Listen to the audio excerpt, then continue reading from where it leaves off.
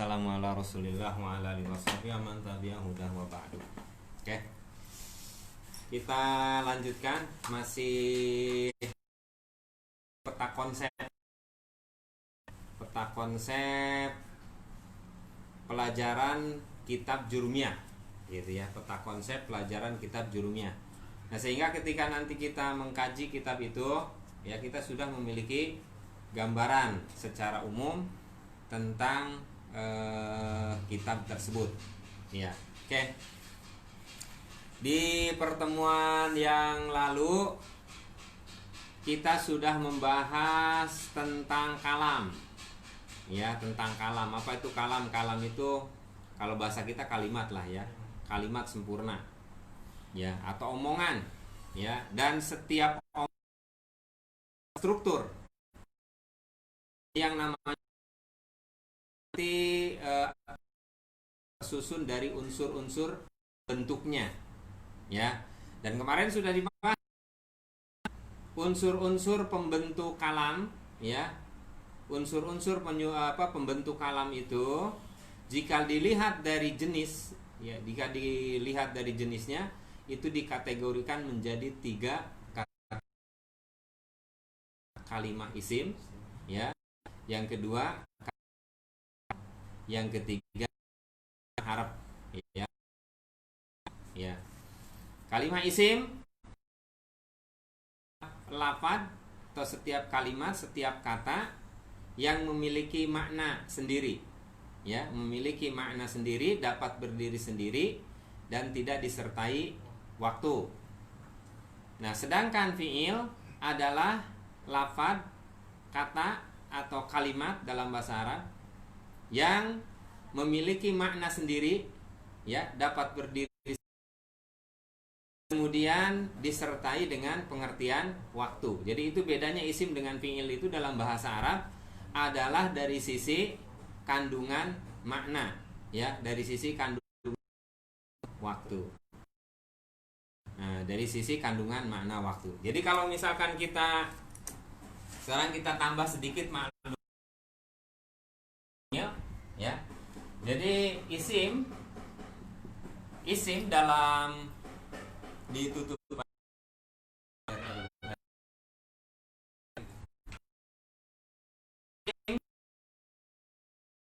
nanti dalam bahasa Arab itu setiap isim itu mengandung tiga makna ya. Ada makna daripada isim itu sendiri, bendaannya, mana kebendaannya ya, nama gitu kan. Kemudian ada gender, nanti ada gender, ada kuantitas.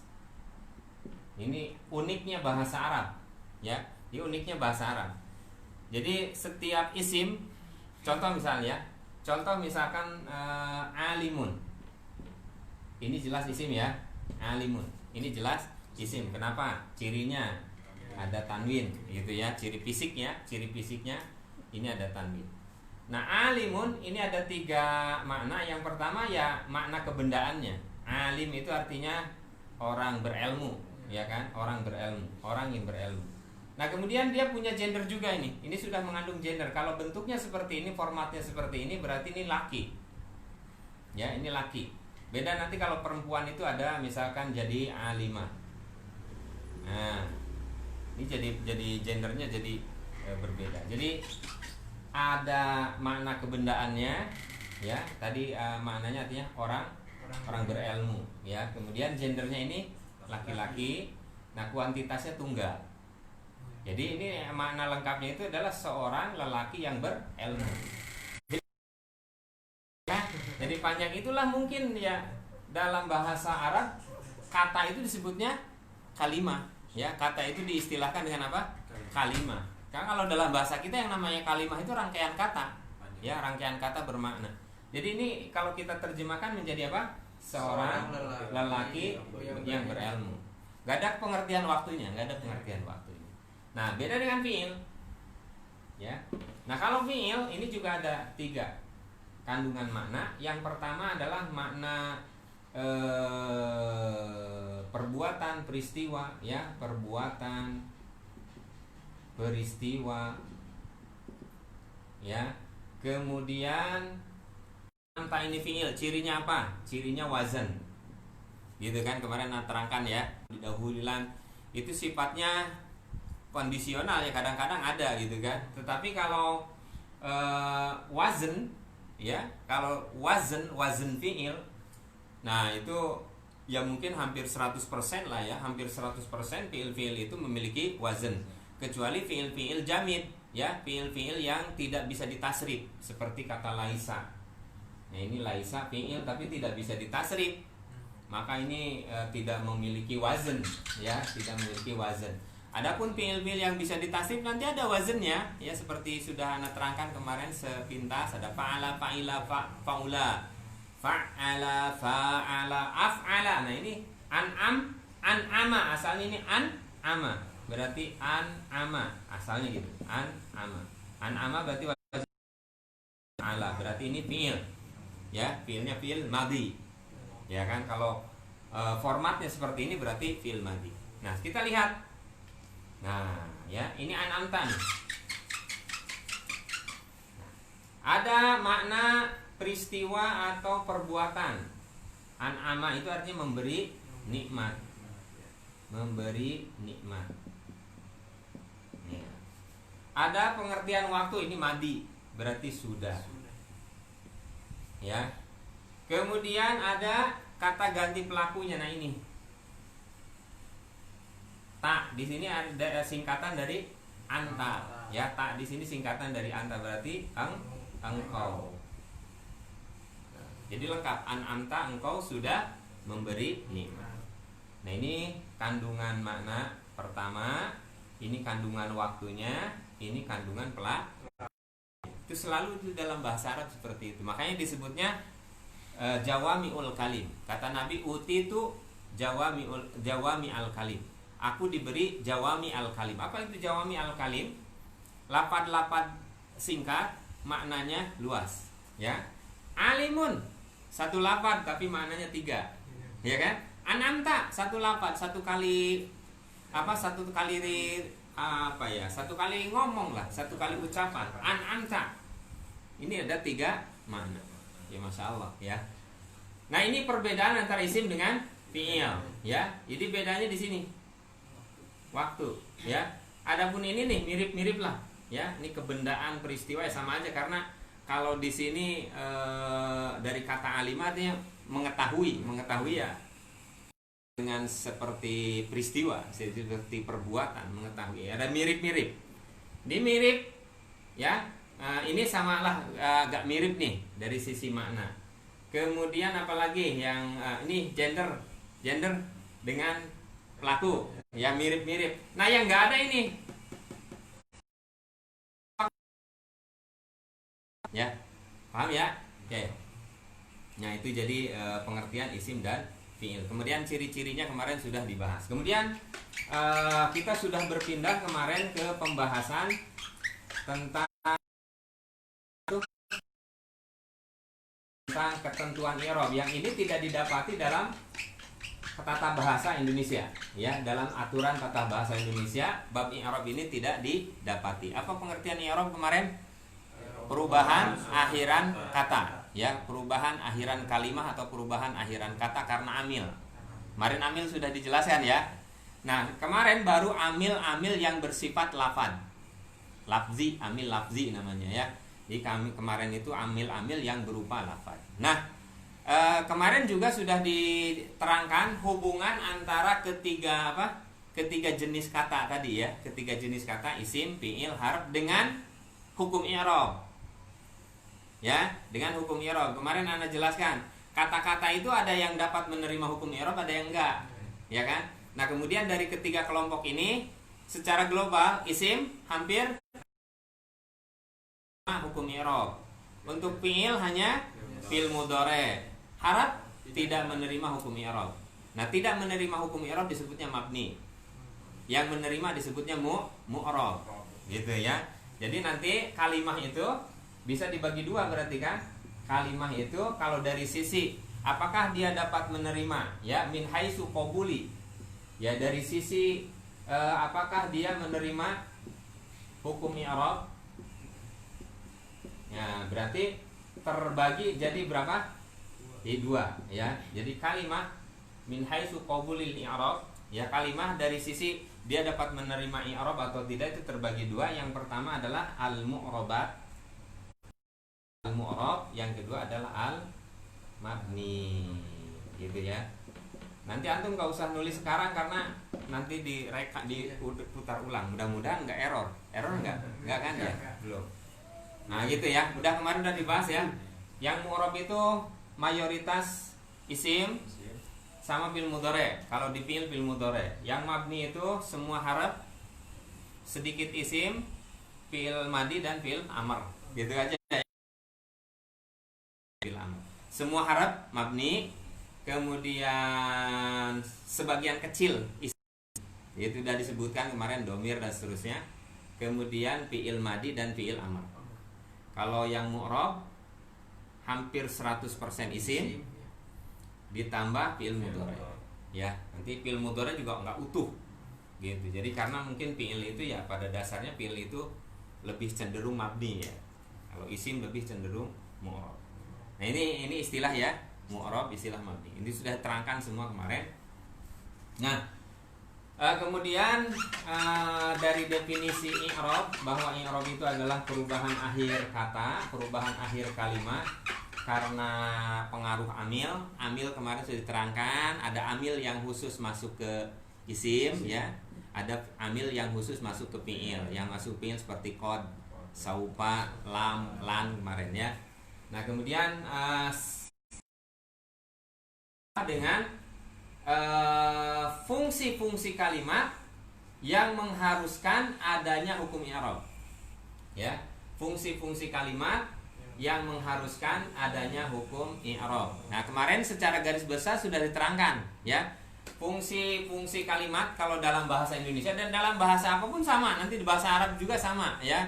Sebenarnya secara prinsip dasar sama. Jadi fungsi kalimat dalam bahasa Arab itu ada fungsi utama, ya, kemudian ada fungsi tambahan. Ya, ada fungsi utama, ada fungsi tambahan. Nah, fungsi utama ini dalam bahasa Arab disebutnya umdah, rukun, ya kan? Nah, fungsi tambahan ini disebutnya fadlah. Ya, mana umdah itu subjek, predikat. Mana fadlah itu objek, keterangan. Paham ya? Nah, ini umdah, ini fadlah. Jadi umdah itu subjek predikat. Maksudnya apa? Nggak mungkin ada kalimat tanpa subjek predikat. Nggak mungkin. Ya, nggak mungkin. Jadi setiap kalimat pasti ada subjek, ada predikat. Nggak mungkin. Tidak mungkin kalau hanya ada satu unsur saja. Paham ya? Nah, ini makanya sebutnya umdah, tiang, rukunnya, ya. Nah, tambahan itu berarti dia penyempurna, gitu kan? Penyempurna. Ya, contoh misalkan seperti misalkan doroba Zaidun. Zaid sudah memukul Zaid itu. Nah, paham nggak? Bisa dipahami nggak? Sudah sempurna. Sudah sempurna, ya kan? Sempurna. Ya, walaupun kita masih nyimpen tanda tanya yang dipukul siapa ya. Yang penting udah paham lah, Zaid mukul gitu kan. Kita bisa ngebayangin gitu. Ya, kita bisa paham ini. Nah, jadi hanya dengan subjek dan predikat sebuah kalimat itu sudah bisa dipahami. Ya kan? Sudah bisa dipahami. Tentunya ada unsur-unsur lain sebagai penambah saja kan gitu ya. Sebagai penambah sebutnya fadlah. Nah, ini penting dipahami pembagian ini supaya nanti penting peta konsep i'rab. Ya, nanti anak hubungkan dengan peta konsep i'rab. Jadi i'rab itu atau perubahan akhiran itu bisa dipengaruhi oleh lafaz-lafaz tertentu seperti yang kemarin sudah dibahas, ya. Ada lafaz-lafaz yang mempengaruhi isim seperti haraf jar. Ada lafaz-lafaz yang mempengaruhi fiil seperti kata lam, kata lan, gitu kan? Kemarin ya. Nah, sekarang itu kita hanya akan bahas tentang fungsi-fungsi kalimat yang mengharuskan adanya hukum i'rab. Ya. Nah, kita pahami dulu fungsi kalimat apa? Fungsi-fungsi kalimat. Fungsi-fungsi kalimat dalam bahasa Arab itu ada subjek, predikat, objek, keterangan. Ya. Nah, ini dalam bahasa Arab juga ya kalau peta konsepnya ya samalah seperti ini kurang lebih. Cuma nanti kan ini ada jenisnya. Objek itu ada macam-macam. Dalam bahasa Indonesia juga macam-macam objek itu. Keterangan saja dalam bahasa Indonesia ada dua kan, keterangan waktu, ada keterangan tempat, ya. Mungkin ada lagi sebetulnya kalau antum pelajari lebih lanjut pelajaran bahasa Indonesia, ya. Kan kita tidak mempelajari lebih dalam ya tentang gramatika bahasa Indonesia. Kita cukup bisa make aja. Sama seperti orang Arab, cukup mereka bisa make ngomong Arab. Belum tentu mereka paham gramatikanya, ya. Belum tentu mereka paham tentang ilmu nahu. Begitu, ya. Seperti halnya kita bisa ngomong Indonesia, kita ngomong bisa berbahasa Indonesia dengan baik, tetapi kita tidak paham gramatikanya, ya. Nah ini, ya. Jadi kembali ke sini. Jadi fungsi kalimat secara garis besar kita bagi jadi dua kelompok. Ada namanya kelompok umdah. Umdah itu rukunnya, tiangnya, yang utamanya, yang mana setiap kalimat mesti ada unsur tersebut. Ya, kalau dalam bahasa kita subjek, predikat. Nah, kemudian ada unsur fadlah. Fadlah itu ya udah tambahan lah, unsur tambahannya, unsur ekstranya. Ya, oke. Nah, selanjutnya yang beda kita dengan bahasa Arab itu, bedanya itu adalah sisi istilah-istilah aja. Oh, dalam bahasa kita istilahnya pakai yang unsur utamanya subjek, predikat, unsur tambahannya objek, keterangan. Nah, kalau dalam bahasa Arab punya penyebutan sendiri-sendiri. Gitu aja bedanya, ya. Subjek dalam bahasa Arab itu disebut apa? Gitu ya. Subjek dalam bahasa Arab disebut apa? Nah, ini pertama perlu diketahui bahwa dalam bahasa Arab itu ada dua metode penyusunan kalimat. Berapa? Dua metode penyusunan kalimat, ya. Ada metode penyusunan kalimat dengan kata pertama isim. Dan kata pertama isim, ya. Nah, jadi ini yang pertama nih. Ya, jadi yang pertama adalah pola kalimat. Pola kalimat yang diawali isim. Diawali isim. Gitu kan? Diawali isim. Ya, contohnya misalnya seperti apa? Contohnya seperti Zaidun Thalibun. Ini diawali isim. Contoh satu, ya. Contoh dua, misalkan seperti Zaidun Doroba. Zaidun Thalibun, Zaidun Doroba. Namanya pola kalimat yang diawali isim. Nah, pola kalimat yang diawali isim ini diistilahkan dalam bahasa Arab itu dengan jumlah ismiyah. Istilahnya begitu. Jumlah ismiyah. Jumlah itu artinya pola kalimat. Pola kalimat ismiyah berarti sebangsa isim karena kata pertamanya isim. Nah, dalam pola kalimat seperti ini, istilah subjeknya disebutnya mubtada. Nah, tandai dengan mim. Gitu ya. Ini subjek, sebenarnya mubtada itu subjek. Terus predikatnya disebut khobar. Sama nanti di sini, ya. Subjek ini subjek berarti kan Zaidun ini subjeknya, mubtada. Nah, ini doroba khobar. Oke. Udah paham sampai di sini ya? Nah, kita bandingkan dengan yang kedua. Pola penyusunan kalimat, ya. Pola penyusunan kalimat yang diawali fi'il.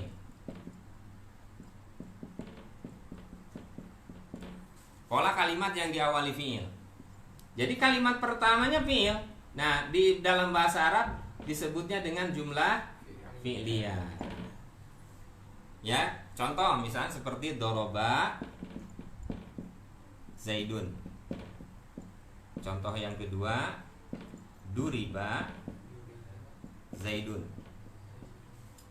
Kalau ini ini di, ini aktif, ini pasif. Ya. Doroba Zaidun. Nah, ini kalimat, ya, ini kalimat sempurna karena sudah subjek predikat si Jayad, ya. Ini predikatnya, ini subjeknya. Sama di sini, duriba Zaidun subjeknya. Nah, kalau di sini tadi isim ini yang jadi subjek, ya kan, di permulaan. Nah, ini di bawah beda. Nah, ini disebutnya jumlah fi'liyah. Nah, pada jumlah fi'liyah unsur utamanya subjek predikatnya dalam bahasa Arab ini disebutnya nanti fi'il, ini disebutnya fa'il. Ini sebutnya fi'il, ini sebutnya fa'il. Tapi fi'il di sini ya bukan sekedar karena ini fi'il. Paham ya? Bukan karena sekedar ini fi'il, bukan, tapi ini adalah fungsi kalimat, yaitu predikat. Paham ya?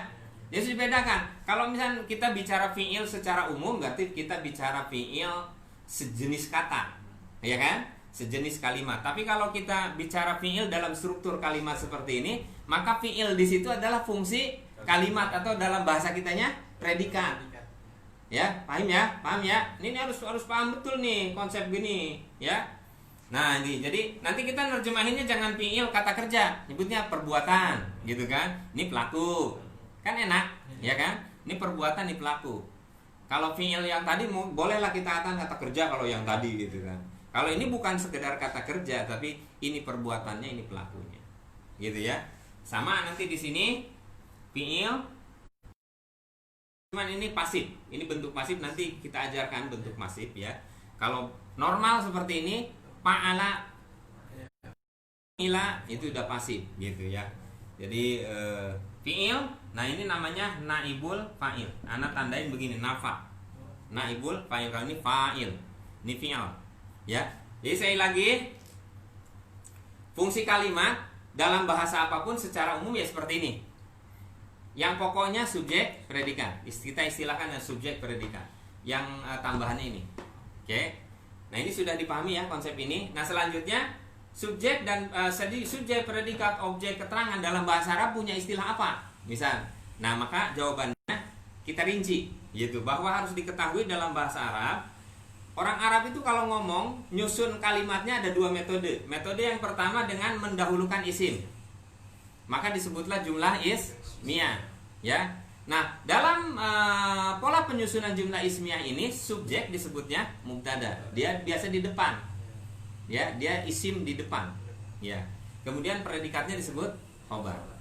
Nah, kemudian pola yang kedua adalah dengan mendahulukan fi'il. Ini ngomongnya dengan mendahulukan fi'il.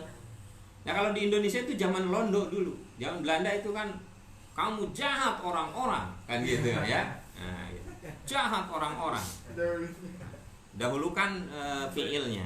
Nah, ini dalam pola kalimat seperti ini ya, yang mendahulukan fi'il, maka istilah subjek predikatnya itu berbeda dengan yang tadi ya. Yaitu di mana fi'ilnya ya disebut fi'il, tapi fi'il di sini istilahnya adalah perbuatan ya. Jadi dalam hal ini predikat gitu ya. Kemudian si pelakunya itu kita istilahkan dengan fa'il. Itu untuk kalimat positif positif. Apa namanya? Aktif. Ya, untuk kata kerja aktif ya. Untuk fi'il pasifnya istilahnya cuma ditambah di doang ya. Ini tetap fi'il, yang ini sebutnya naib fa'il ya. Nah, kenapa ya naib itu ganti fa'il pelaku, berarti ganti pelaku karena tadinya sebetulnya ini yang jadi sasaran. Asalnya itu doroba Zaidan, misal ya, doroba Zaidan, dia mukul Zaid. Nah, karena misal ini yang apa? Ya akhirnya udah dibikin pasif ya kan, Zaid dipukul. Nah, udah kan selesai masalah kan? Selesai masalah. Atau misalkan ini kenapa dibuat seperti ini itu ada beberapa alasan. Alasannya tadi yang mukulnya nggak ketahuan siapa. Doroba Zaidan. Doroba Zaidan, memukul Zaid, dia memukul Zaid. Dalam bahasa Arab kan kalau kata kerja tidak terlihat ada pelakunya, berarti pelakunya itu dia. Gitu, dia, huwa, gitu kan. Seperti sini berarti kalau misalnya doroba Zaidan, ininya dipatahkan, dinasobkan, ya. Doroba Zaidan, berarti dia memukul Zaid. Nah, dianya nggak ketahuan siapa. Udah daripada jadi masalah si dianya dicari-cari, mendingan dibikinnya duriba Zaidun. Zaid dipukul, udah selesai masalah. Ya, sekarang istilahnya intinya masalahnya si Zaid ini nih harus segera diobati, bisa. Atau yang mukulnya misalkan orang terhormat. Ini kalau dibilangin kan, waduh, gawat ini, ya. Atau misalkan untuk menjaga kerahasiaan orang yang mukul, karena kalau ini nanti bapaknya Zaid marah, balas dendam. Privasi ya. Gitu, yang mukul gurunya misalkan. Jahit bapaknya preman. Oh, jadi udah dipukul aja. Ya beres kan, jahit dipukul udah selesai. Jadi bapaknya nggak mikir lagi siapa yang mukul lah. Gitu. Nah ini itu istilahnya seperti itu. Ini pengistilahan ini udah paham ya sampai di sini ya. Jadi dua ini. Nah selanjutnya apa hubungannya ini dengan hukum i'rab? Ya, oke. Hukum apa hubungannya dengan hukum i'rab? Maka setiap umdah itu marfu. Nah, jadi umdah itu apabila ditempati oleh isim maka dia marfu. Nah, itu kita lihat di sini. Mubtada rofa, khobar rofa. Kan gitu ya. Nah, di sini fa'il rofa, di sini naib fa'il rofa. Ini kalau ditempati isim. Karena kalau fi'il itu tidak terpengaruh oleh ini. Ya.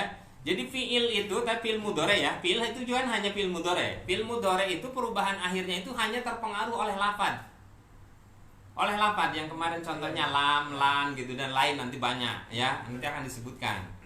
Nah, untuk isim itu dua faktor yang mempengaruhinya. Satu, karena ada lafaz lain yang mempengaruhi. Yang kedua karena fungsinya dalam kalimat. Ya. Anak ulang ya. Untuk fi'il, faktor yang mempengaruhi hukum i'rab fi'il itu hanya lafaz-lafaz, ya. Apabila didahului lafaz-lafaz tertentu, fi'il mudhari didahului lam, maka harus jazm. Fi'il mudhari didahului lan, maka harus nasab. Kalau nggak ada keduanya, rofa, gitu. Nggak ada pengaruh, rofa. Ada penjazm, jazm. Ada penasab, nasab. Jadi jelas ada lafadznya. Nah sementara untuk isim dua penyebabnya. Satu lafadz seperti inna, ya kan? Kata yang kedahulin inna jadi innal hamda. Padahal di al-fatihah alhamdu. Paham ya? Jadi ada lafadz. Kemudian yang kedua ini fungsi-fungsi kalimat tertentu. Ya atau fungsi-fungsi kalimat ini. Gitu ya fungsi-fungsi kalimat. Nah berkenaan dengan fungsi kalimat. Karena isim itu bisa tiga perubahan kan? Rofa, nasab, khofat. Oke, ya. Nah, yang dipengaruhi fungsi kalimat, yang dipengaruhi fungsinya sebagai subjek predikat objek keterangan, itu hanya terbagi dua aja, hanya dua hukum yang berlaku di situ. Untuk umdah, untuk subjek predikat itu bisa mubtada, khobar, bisa fa'il, bisa naib fa'il. Ya, untuk subjek itu bisa mubtada, fa'il, naib fa'il, ya. Untuk predikatnya khobar. Ini untuk isim ya. Ini cerita isim. Ya. Nah, kemudian untuk objek dan keterangan ini juga isim juga, ya. Itu hukum i'rabnya adalah nasab. Ya. Jadi ini fungsi kalimat yang harusnya ada hukum i'rab khusus isim. Kita carikan ya. Khusus isim, kita tambah penjelasan. Ini khusus isim. Khusus isim. Jadi khusus isim itu ada begini. Ya. Adapun fi'il dia punya aturan sendiri perubahannya itu. Fi'il madhi nggak bisa berubah. Fi'il amr nggak bisa berubah. Fi'il mudhari tergantung ada lafaz yang mempengaruhi apa enggak, gitu kan. Kalau ada lafaz yang mengharuskan untuk jazm ya baru jazm. Ada yang harus nasab. Kalau nggak ada ya rof. Paham ya? Sampai di sini.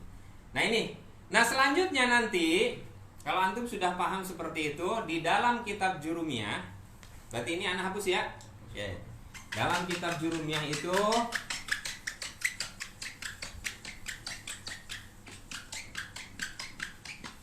ini peta konsep kitab Jurumiyah nih.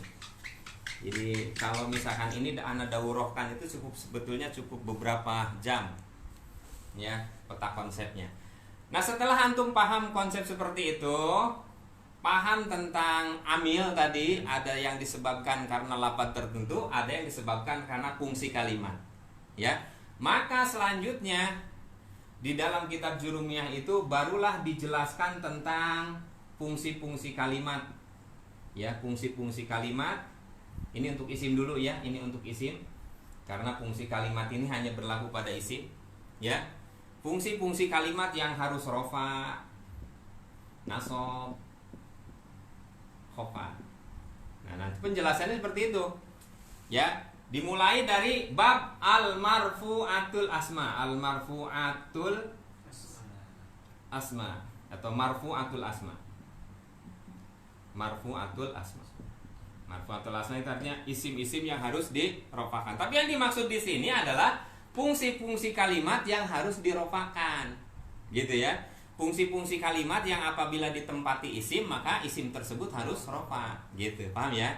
Nah itu disebutkan nanti ada mubtada, terus khobar, terus fa'il, naib fa'il, ya, naib fa'il, terus nanti jadi umdah ini pada dasarnya dia rofa, tapi nanti dia bisa berubah kalau ada namanya nanti bab nawasih. Bab nawasih itu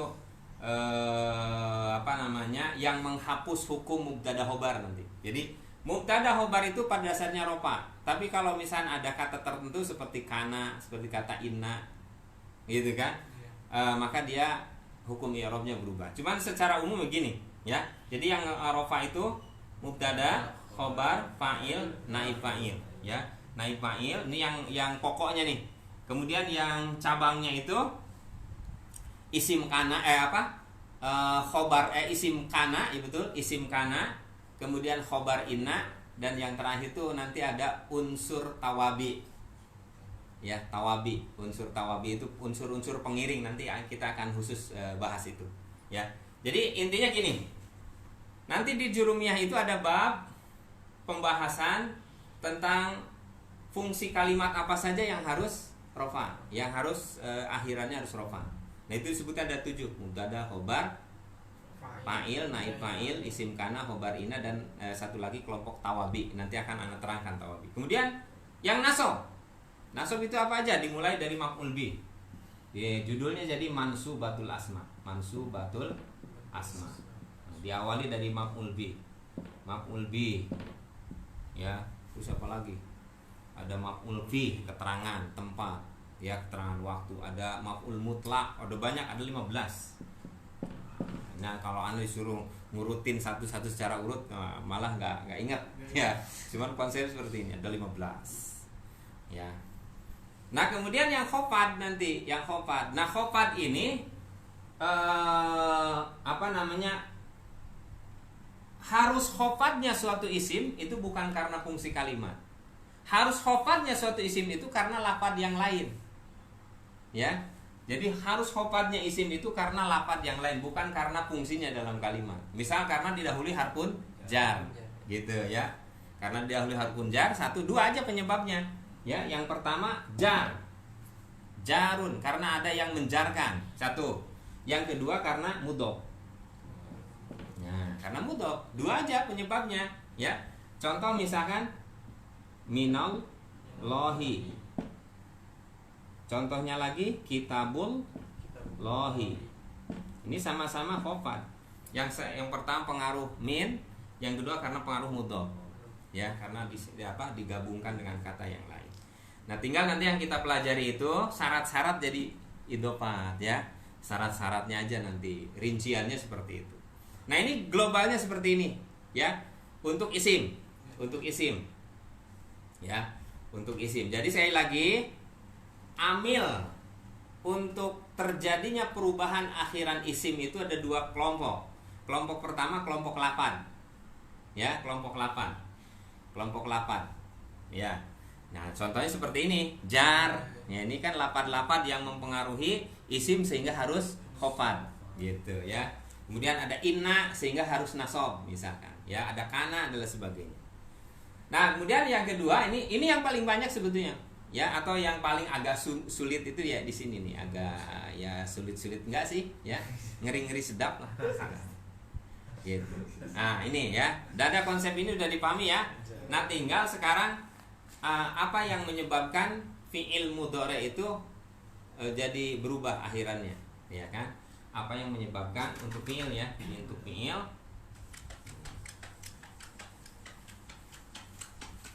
Untuk fi'il itu di dalam kitab Jurumiyah itu cuma singkat sekali. Ya, dalam kitab Jurumiyah itu nanti fi'il itu untuk penjelasan tentang i'rabnya fi'il itu singkat sekali, sederhana sekali. Jadi dia katakan begini. Fi'il itu ada 3 format. Fi'il itu ada 3 format, ya. Fi'il itu ada 3 format.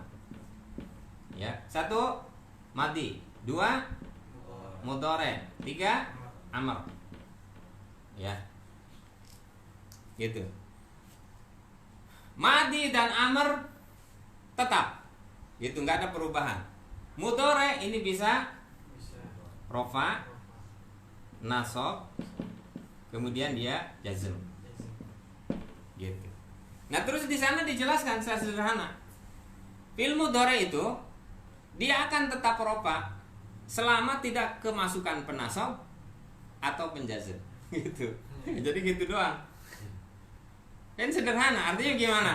Artinya fi'il mudhari itu dinasabkan kalau didahului penasab, dijazmkan kalau didahului penjazm. Kalau nggak ada keduanya, rofa. Gitu. Jadi udah gitu doang. Berarti amilnya lafzi semua, ya. Jadi amilnya itu lafad-lafad semua. Beda dengan isim tadi, ada lafad, ada fungsi kalimat. Paham ya? Oke. Nah, itu segitu aja, udah selesai pembahasan konsep pembahasan ilmu nahu dalam kitab Jurumiyah. Itu yang paling dasar. Nah, terus apa bedanya dengan kitab-kitab yang lain? Misalnya dengan kitab Qatrinada, misalnya dengan kitab Alfiyah, dengan kitab-kitab yang lain yang lebih besar. Nah, itu biasanya di kitab-kitab yang lain itu sudah membahas kata-kata tertentu yang misalkan memiliki keunikan, ya, dari sisi hukum i'rab. Ya, misalnya bahas kata ba'du, kata qablu gitu. Gimana kalau berdiri sendiri, bagaimana kalau diidopatkan. Nah, itu kayak gitu doang, ya. Nah, jadi seperti itu, ya. Peta konsep isi dari kitab Jurumiyah, ya, kurang lebih seperti itu. Jadi nanti gini gambarannya, ya, ini kan antum kitabnya kan kita belum dapat, ya. Sengaja Anda juga tidak repot-repot cariin karena biar antum fokus aja dulu di sini, ya, antum punya gambaran dulu, ya. Jadi di kitab Jurumiyah itu pertama kali kita disodori tentang definisi kalam, omongan. Ya, bahwasanya kok omongan itu ada atau kalam itu adalah lafaz yang terstruktur. Lafaz terstruktur maknanya sempurna. Gitu, ya. Terstruktur. Jadi ini bahasannya terstruktur karena nanti yang akan dikaji dalam ilmu nahwu itu struktur. Ya kan? Unsur-unsur penyusunnya. Nah, lalu setelah itu dijelaskan tentang secara garis besar unsur-unsur penyusun omongan, unsur-unsur penyusun kalam itu ada 3 kelompok. 3 jenis, 3 kategori, ya, 3 kategori kata, 3 kategori lafaz. Ada isim, fi'il, harf. Apa itu isim? Isim itu lafaz-lafaz atau kata-kata atau kalimat-kalimat yang memiliki makna sendiri, dapat berdiri sendiri, tidak ada kaitannya dengan waktu. Kalau fi'il ada kaitan dengan waktu. Kalau harf tidak bisa berdiri sendiri, itu aja, ya kan? Nah, kemudian ciri-ciri fisiknya. Isim, ciri fisiknya tanwin, ada alif lam, ada didahului harfun jar, didahului qad, didahului qad. Nah, tapi yang paling jelas itu nanti fi'il itu adalah wazennya, ya. Kalau harf nggak punya ciri-ciri tertentu tetapi jumlahnya minim sehingga bisa dihafal. Gitu, ya. Jumlahnya minim sekali bisa dihafal, kurang dari 100. Ya mungkin ya kalaupun misalnya ya 100-an lah. Ya kan, 100-an bisalah kita ngapal insyaallah. Nah, kemudian setelah itu di kitab Jurumiyah itu diterangkanlah kepada kita tentang peraturan i'rab, ketentuan i'rab, ya, ketentuan i'rab. Nah, apa itu ketentuan i'rab? Mulai dari definisi bahwa i'rab itu adalah perubahan akhiran kata karena pengaruh amil. Ya, karena pengaruh amil. Lalu secara berikutnya dijelaskan perubahannya seperti apa, ya, hukum perubahannya seperti apa. Tadi kemarin dijelaskan hukum perubahan itu ada 4 sesuai dengan jumlah harokat, ya. Ada domah, nasab, patah, kasroh, sukun, ya, kan gitu, sesuai dengan banyaknya harokat, ya. Nah, perubahannya juga ada 4 hukum. Yang berlaku untuk isim hanya 3, yang berlaku untuk fi'il juga hanya 3. Kemarin sudah dibahas. Nah, selanjutnya adalah faktor-faktor yang menyebabkan isim itu terjadi perubahan pada akhirannya. Itu ada faktor karena lafaz, ya, seperti harfun jar, gitu kan. Itu diterangkan malah awal-awal. Kenapa? Karena mungkin harfun jar itu atau jar majrur ini pertama dari sisi tingkatan unsur, jar majrur itu masih dianggap sebagai sebuah kata saja. Walaupun dua, ya tetap dianggapnya sebagai sebuah kesatuan gitu ya kan, sebagai sebuah kesatuan. Berikutnya setelah itu nanti dibahas untuk isim itu, ini tadi fungsi-fungsi kalimat yang mengharuskan adanya hukum i'rab. Itu ada nanti ada al marfu'atul asma, ada terus apa lagi, mansubatul asma ya. Kemudian ada isim-isim yang dikhafadkan. Nah, kemudian dibahas juga tentang fi'il ya, bahwa perubahan yang terjadi pada fi'il mudhari itu disebabkan karena adanya lafadz penasab, ada lafadz penjazm. Kalau tidak ada itu berarti dia rofa seperti asalnya. Sudah gitu aja, gak lebih. Jadi ya kita nanti pelajarin itu ya, pelajari syarat-syaratnya maf'ul bih misalnya. Apa bedanya maf'ul bih misalkan dengan maf'ul fi? Objek dengan keterangan tempat, dengan keterangan waktu. Nah, itu diterangkan di situ nanti definisinya. Keterangan waktu itu begini, definisi keterangan tempat itu seperti ini, definisi objek seperti ini. Nanti ada lagi, ada keterangan kondisi, ada tamyiz namanya, udah ada. Jadi memang ada 15 ini. Ini ada 15 nanti yang apa ya, objek itu nanti, atau yang objek keterangan ini, yang padlah ini ada 15 macam. Sementara kalau ini sudah kita jelaskan tadi ya. Nah, ini harus dirinci nih, subjek predikat harus dirinci tergantung pola kalimatnya ya, tergantung jumlah apa ya. Nah, itu saja gambaran singkat ya tentang isi dari kitab Jurumiyah, dan insya Allah mudah-mudahan hari Selasa ya, hari Selasa kita sudah membaca kitabnya ya. Nah, itu saja kita cukupkan. Subhanakallahumma bihamdika asyhadu an la ilaha illa anta astaghfiruka wa atubu ilaik. Assalamualaikum warahmatullahi wabarakatuh.